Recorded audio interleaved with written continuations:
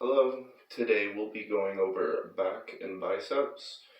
We're gonna try our best with just resistance bands, the floor, and ourselves.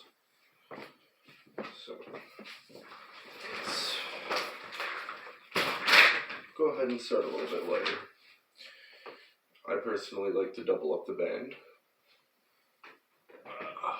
Let's see if I can move some stuff here.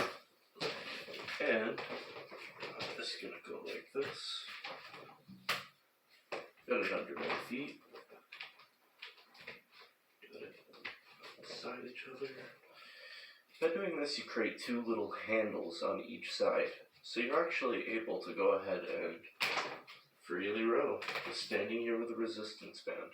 But what you want to do is take your finger, put one finger in each and put a little bit of resistance, and touch them together. And just try to make sure mentally, just by feeling, that you have equal tension on each side. So what we're going to do is just set up it into a row position and go ahead and row. Really drive those elbows back since we have that freedom of range of motion.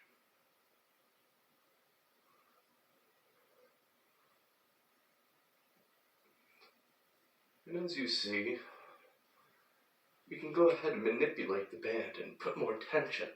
Although it does put more emphasis on the upper back and the lower traps and turns it into a bit more of a Yates row, you are able to squeeze it out more that way. Alright.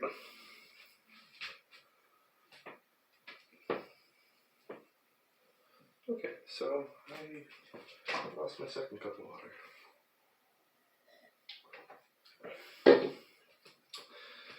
Alright. So what we're going to go over today is standing rows, seated rows, single-handed rows, lat pull-downs, barbell bicep curl mimics, variations, and then some single-handed bent-over bicep curls. Alright. And if you wonder, I am a smoker. Don't smoke. It's very bad for you. Doesn't matter how healthy you are. If your lungs are bad, you'll be huffing and puffing like I am. So avoid that. Alright. We're going to grab the next one up, the purple. We started with the black. Once again, I'm just going to go ahead and get the band. Because it's a little thinner, I want it beside each other like this. If you have a larger band, you can stack them on top of each other, but I do not recommend doing that with the smaller band. Sorry about that.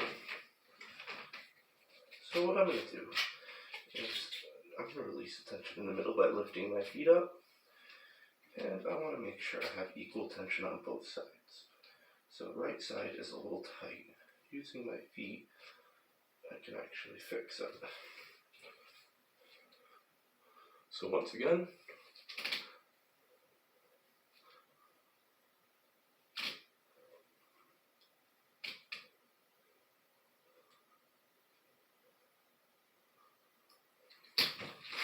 and no matter what, I'm going to keep it to a lower rep range just because I'm using this as an example week, and it's kind of my deload. So, yeah. One other thing I want to go over quick is although I double stack it and create handles on each end, you can also just stand on one part of it and you're able to get a much different mental cue on the positioning, the resistance between each side. And it's much easier to make sure you have much consistent resistance throughout the entire, on both sides, you have the same tension on both sides. But I don't recommend doing that on lighter weight, just because it takes a little bit too much tension off at the bottom range of motion. You still want some tension when you're going down, and you're able to really row it. Okay?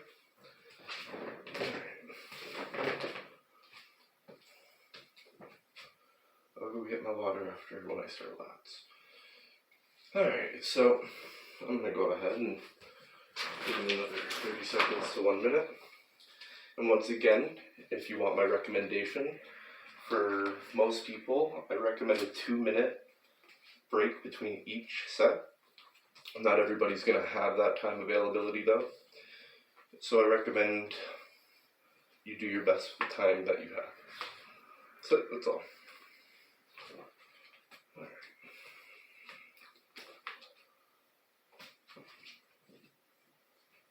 And if you're wondering, this is just a cup of water and green tea extract. So I thought more of you could. And it tastes horrible. Alright, so I'm going to back up. I want you to see this. I'm going to stack it on top of each other this time. Just get our feet positioned and we can move them out.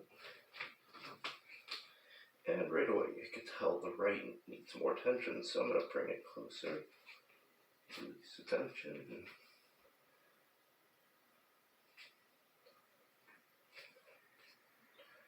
We are perfect to go now.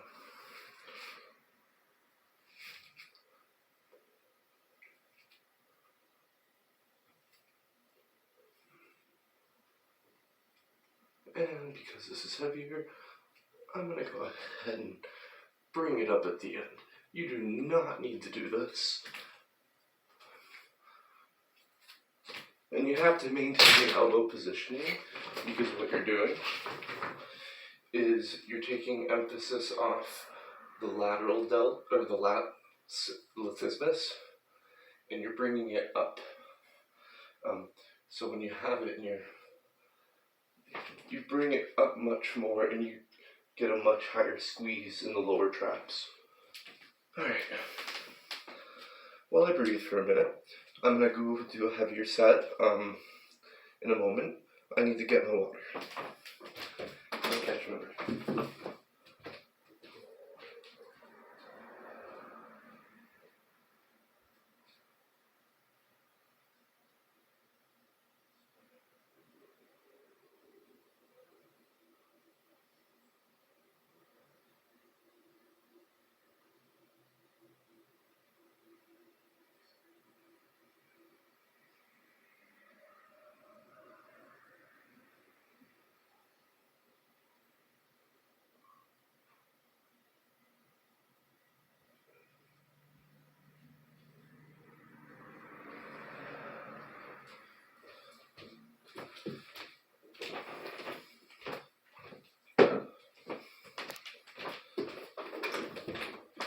Alright.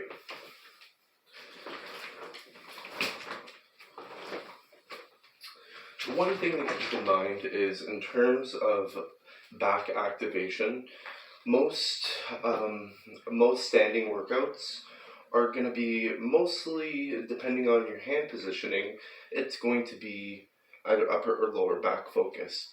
None of them are really going to target the lat. The only way to bring the lat into rows, which does yield greater activation than lat pull downs, is to have a stable lower back. So if you're doing a chest stable row, it is stabilizing your lower back. When we do our cable rows, our lower back is much more stabilized, even with the bands, as you will see, and with that you're able to get lat activation to a much greater degree through the row because of that lower back stabilization.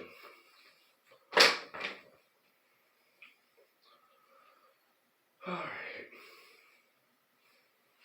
so we're going to go ahead and grab this blue one now.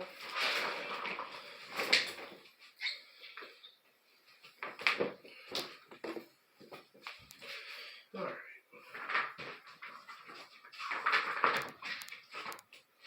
So we have the blue.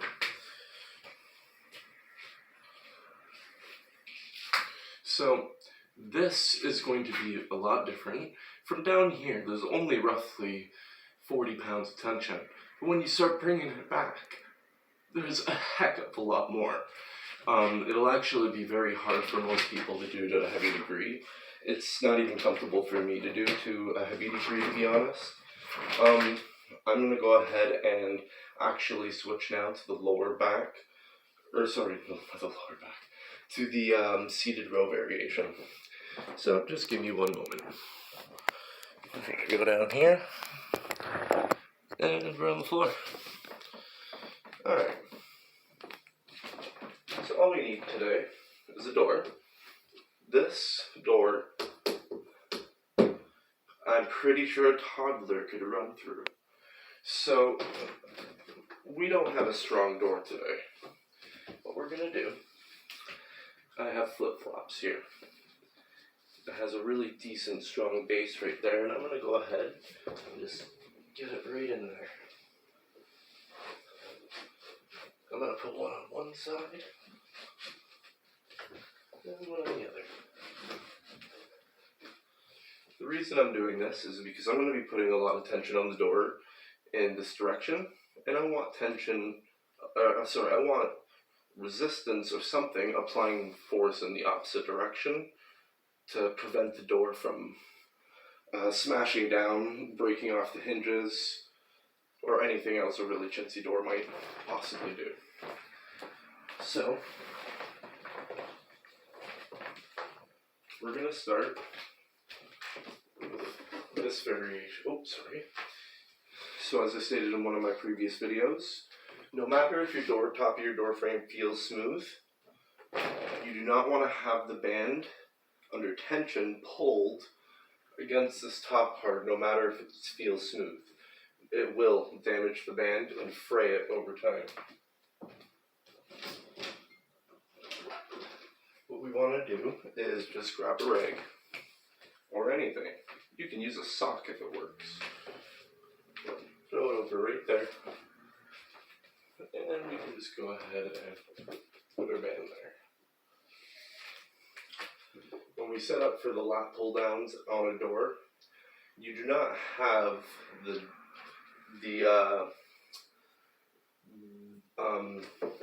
pad to keep you seated down. So what we're going to do is we're going to actually put our pelvis directly against the door. So when we're bringing force down, we have something to actually stabilize us throughout the range of motion. Alright, so we're going to start with this variation first. This is obviously going to be lighter because the band isn't doubled up. So I'm going to get right in there. And we're just going to do some lat pull downs. I recommend going for a full range of motion. With the lat pull downs, you're able to freely do as you please. I also recommend attempting the best that you can to keep a pronated hand positioning, as it does yield the greatest lat activation during lat pull downs. And I do not recommend attempting these behind the neck at all.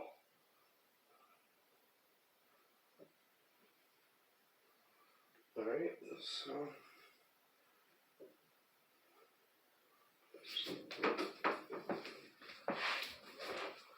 I forgot I was supposed to do the seated row variation. Because of the mistake in this video, I'm going to just go ahead and finish the lat pull downs. I'm going to do these lighter, and then I'm going to jump to the rows that are the seated rows, as they yield greater lat activation than lat pull downs themselves. So, if you want my recommendation, I do not recommend doing what I just did. Stick to your rows, and then your lat pull downs, and then move on. Do not fumble like I just did here. If you do, just make sure you have an understanding of your routine structure, how your muscle activation throughout your next exercise that you're going to be doing. As I said, I'm doing a lighter lat pull down, and I'm going to move on to rows that yield great lat activation. So it's going to carry over as long as I keep it to a lighter weight on this exercise before I move on to those rows.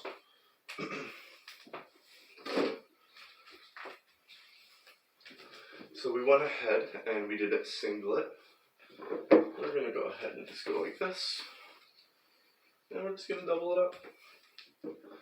Very simple way of just creating handles on each end.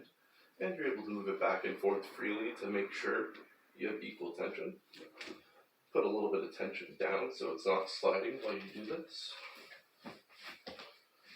Get your pelvis right against the door. Once again, remember that's what's helping stabilize us. And we're just gonna do lat pull downs.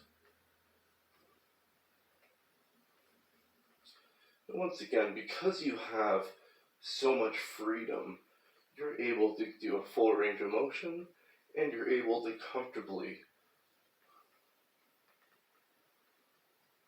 get full activation without the need to feel like you're gonna go, you're actually just gonna really just stretch it out.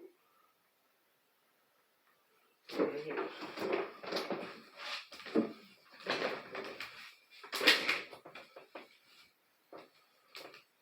Once again, resistance bands are stretch based. You do not want to be doing them in a power based style. You will lose tension too quickly, and you won't be activating the muscle, the motor units, to the highest degree that you can by doing that. Once again, it's a jerky movement, and we want to avoid that with bands. Alright.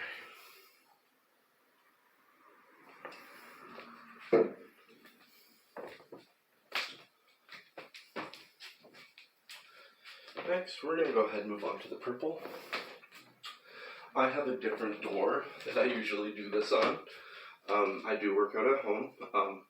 My lat routine consists of a heavier banded lat pull down and dumbbell lat pull overs. Dumbbell lat pull overs. I start with the band and then move on to the dumbbell. That has been my routine at home for the last 2.5 years. Alright, so,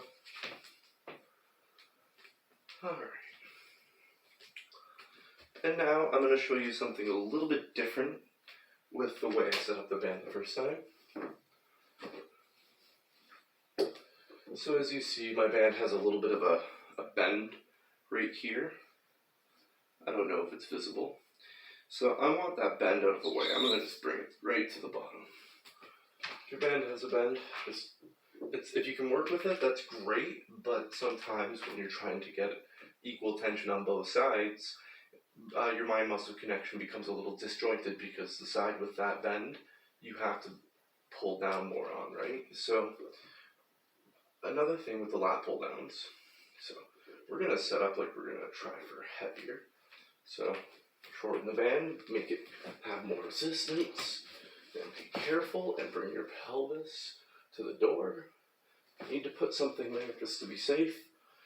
Go ahead, we just need stabilization. So we're going to go ahead and just do our lat pull downs.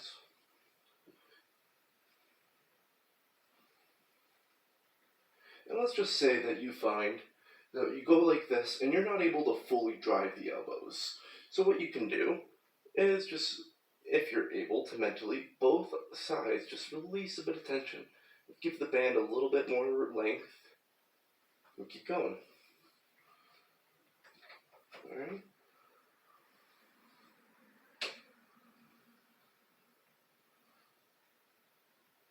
If you have a stronger door, obviously you can take heavier bands, but this is probably the maximum I want to bring this door to. The door that I use can take my heaviest bands. It's not this door, obviously. This is a bedroom door, and it's made out of cardboard. But the band it just took was roughly, I will have to double check.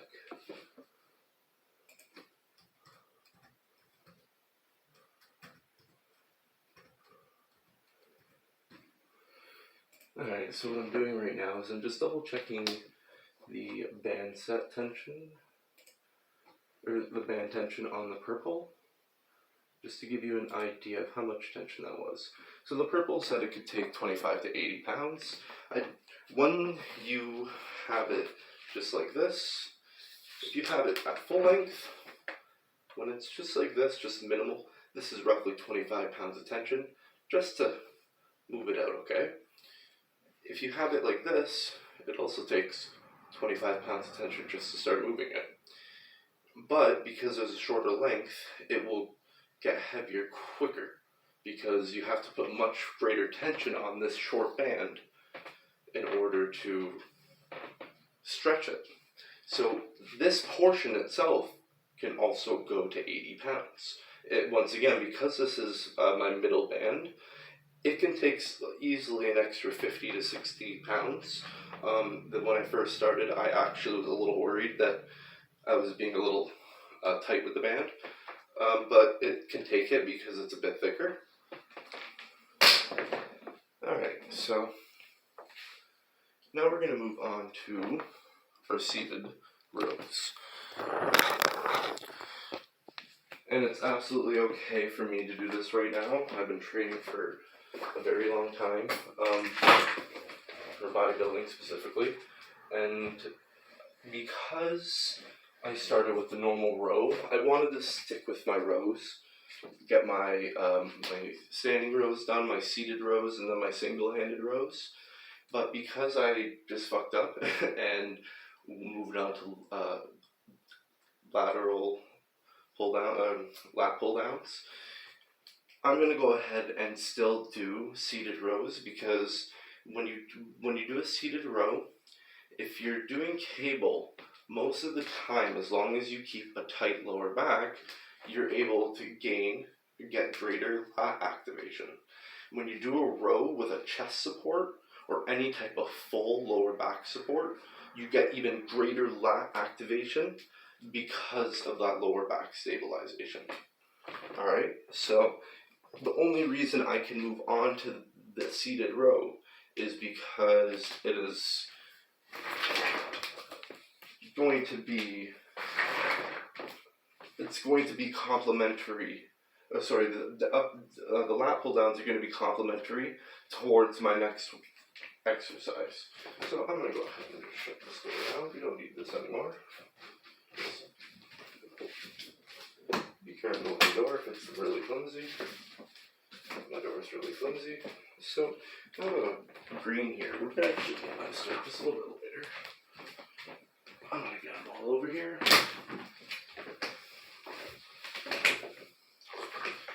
So when you're setting up for seated rows of a cable, the very first thing you want to do, and I have a black right here, this is much better to start with, is you're always pretty much going to want to double up the band. So what I mean is you get it folded onto itself, so when you put it between your feet, you have handles on both sides.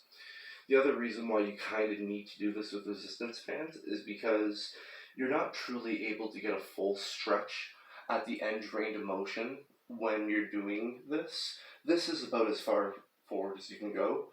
With traditional cable with traditional cable rows, you're able to get a much greater stretch, but that stretch also creates a bounce. Kind of on par to the squat, but the squat is a natural bounce to its hip drive. This isn't a drive, and it's an isolation slash accessory workout. Alright, so another thing to keep in mind is the positioning I have the cable in. If as long as you keep your feet forward, that band is never going to move. And when I bring resistance, where I have it on my feet, it doesn't want to drive my feet back. It doesn't hurt anything. And we want to keep our knees with a slight bend at all times. I'm going to go ahead and show a heavy example after, and just show you what I mean, that no matter how heavy you go with this, there is never a reason to straighten out your knees. You never lock out your knees, ever. You can bring it close. This is about as close as you can bring it. Anything more, Anything more than this is a little bit iffy. This is only I would recommend is if you want a little bit greater of a stretch, but you lose so much tension that this is actually just better off as a slow, isolatory accessory workout. It is not meant for power-based. When you do this, you lose too much tension too quickly, so you lose the benefit of the eccentric action. And when you're bouncing it back as well, you're not really engaging all those motor units. When you're going like this, you can start losing activation in the appropriate muscles, and your body can start compensating. The human body loves to compensate, and the number one thing that loves to hold this in compensation is your spine. We don't want to do that, okay? So, now imagine. I'm going to go ahead and switch to a heavier one. We have our green. Now I'm going to switch to the orange. Okay, so, right here, we just go ahead and make sure we have equal tension on both sides. That is the greatest thing about the seated cable row specifically, the seated resistance band row, is it is one of the easiest workouts to make sure that you have equal tension on both sides. It makes it very simple. So, once again, we're just going to hammer it back. And I recommend keeping, you can go a bit neutral, but don't go full neutral. Try to keep your hand as pronated as comfortably be. So pronation here is going to get that lat activation that we're looking for. Once you start neutralizing, when you bring it neutral, you'll still get lat activation, but it just becomes a little too easy, I find. You don't get that really good feeling when you get the full activation of all the little bit like the rhomboids, cerebral delt. They are stabilizers for various eccentric movements, but you want to make sure, I forgot where I was going with this, but basically, just do your rows properly, okay? If you have any questions on any of this, go ahead and ask. Once I have time to actually think about it, I come up with a better answer, obviously, but for now, we're just working with what we got. Okay, I want to go back a bit. I want you to be able to see. This is obviously a lot harder for somebody like me. This is the band, and this is my hand. Alright, so once again, as I stated, my goal is to create some type of handle by bending it like this. So it creates a half cylindrical feeling, or even if I need to full squeeze it, I'm able to get a really good grip on it. Even with small hands. Alright. So once again, you want this band to run in the proper spot. Alright. So when you do this, if you want to try to bring your feet out more, that's fine. But this is as far as I recommend. And we really just hammer it. And you're not going to be able to hold this long. If you do, and if you're able to get your elbows back further. Okay. So that is an extremely heavy band, obviously. I'm going to go ahead and switch to single-handed now. Alright. And if you are wondering, yes, I am in my bedroom. I have a small gym in my bedroom, closet, computer, a dresser, and the bed is behind you. That's it, that's all.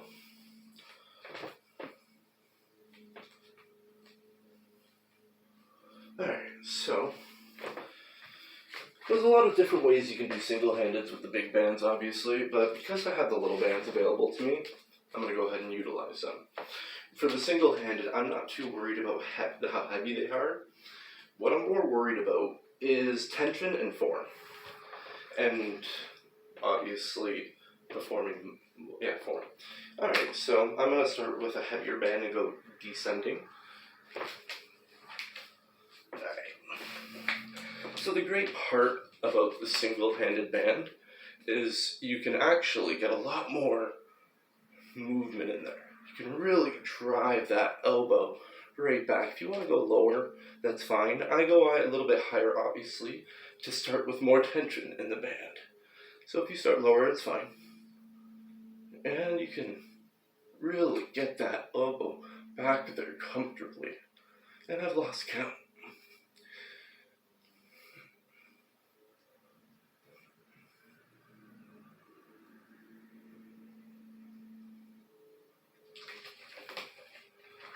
Alright.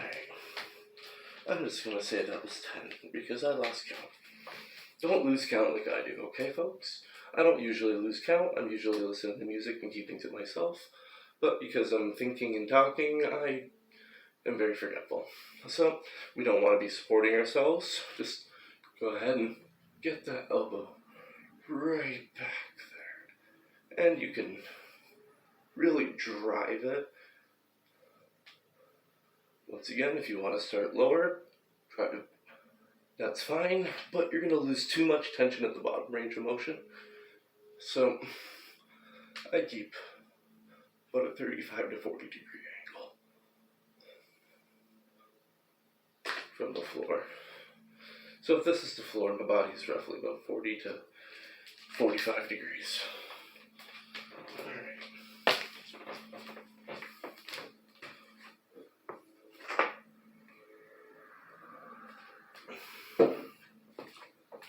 Alright.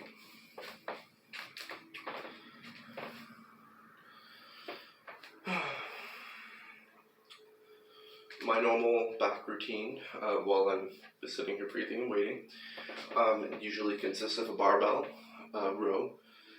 I usually do two different types. I start with a lighter, a more parallel to the floor, mid grip, and I go ahead and I just go ahead and make sure my body's much more parallel to the floor, and then I usually move on to usually any type of variation I feel like that day, to be honest, but it's usually still a barbell row.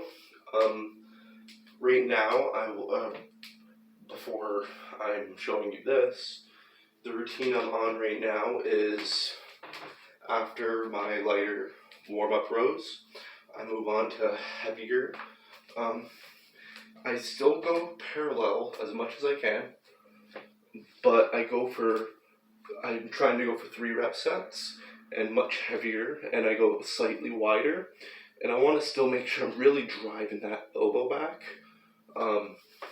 I'm personally just doing that right now because I want a little bit more upper back growth, so everyone's different. And then as I said, I do my lat pull downs with